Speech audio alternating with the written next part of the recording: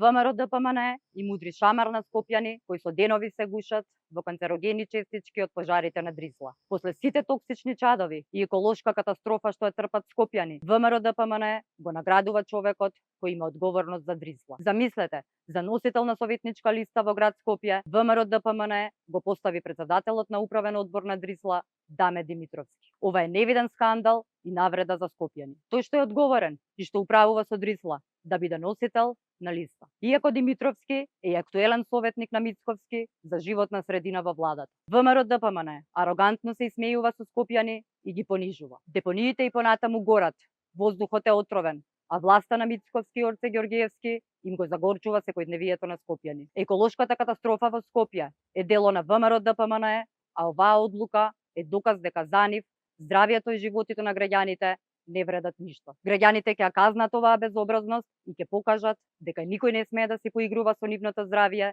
и нивната иднина.